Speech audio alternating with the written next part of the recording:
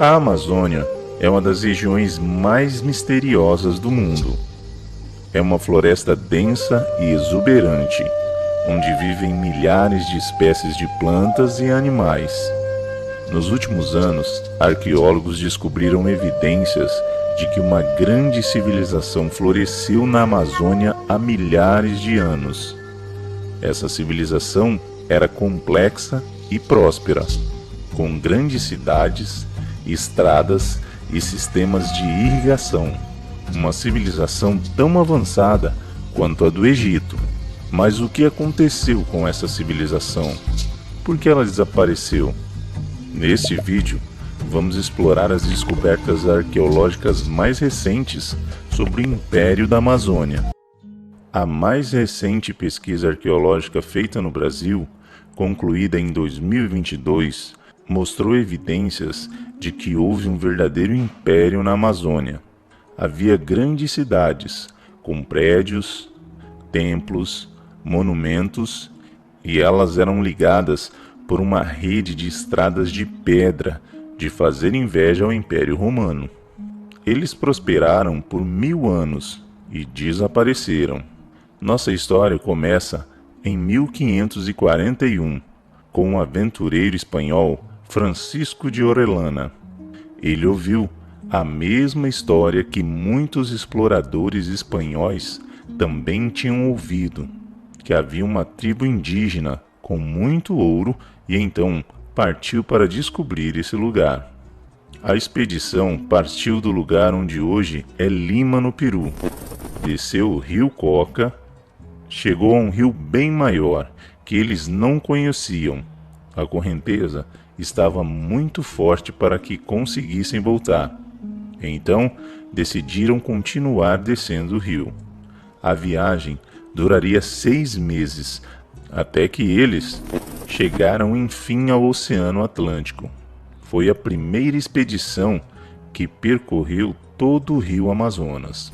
O diário dessa expedição foi escrito por Gaspar de Carvajal, que contou que eles encontraram muitas coisas interessantes, como um grande assentamento que se estendia por quilômetros na margem do rio. Havia ainda largas estradas seguindo para o interior. Essa expedição ficou famosa na Europa e Orellana recebeu uma comissão do rei espanhol por explorar toda a região. Vale lembrar que pelo Tratado de Tordesilhas, toda essa região de Belém até o Pacífico era da Espanha.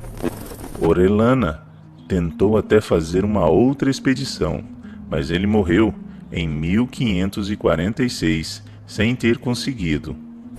150 anos depois, um grupo de jesuítas resolveu percorrer de novo o rio Amazonas, fazendo o caminho inverso. Eles não encontraram nada de grandes cidades ou estradas, só mesmo pequenos grupos indígenas. Aí passou a ser considerado que a expedição de Orellana não viu nada, era tudo uma fantasia para ganhar fama na Europa, e essa crença durou por mais de 300 anos. Até que no final de 1992, o antropólogo norte-americano Michael Heckenberg decidiu passar férias numa tribo indígena na Amazônia, os Kuikuro, no norte do Mato Grosso. Ele acabou ganhando a confiança dos membros da tribo, que resolveram lhe mostrar um lugar. Ele seguiu o chefe até lá e ficou surpreso ao ver que era um enorme fosso de 9 metros de largura e 3 metros de profundidade, que se estendia por mais de 1 quilômetro. Vasculhando o solo, Heckenberg de repente percebeu que estava cheio de pequenos cacos de cerâmica.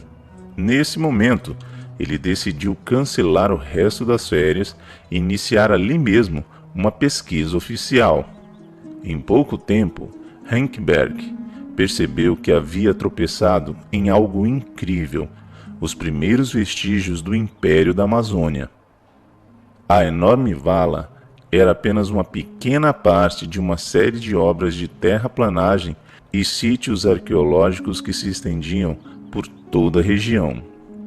Henk Berg trabalhou no norte do Mato Grosso por 10 anos, até que em 2003 finalmente publicou os resultados da pesquisa na revista Science.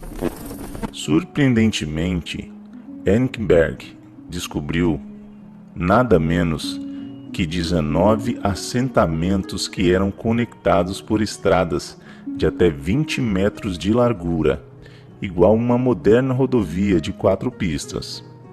Ainda mais inacreditável, o estudo revelou que a área entre os assentamentos foi cuidadosamente administrada, intencionalmente organizada em pomares e campos agrícolas. Com base no que encontrou, Henk Berg calculou que os assentamentos podiam abrigar entre 2.500 e 5.000 pessoas. A datação por carbono indicou que elas eram de 800 a 1.500, ou seja, eram tão grandes como cidades europeias da mesma época. Em 1999, Aloysio Hansen decidiu estudar estranhas formações no chão que ele havia visto quando ainda era estudante de geografia.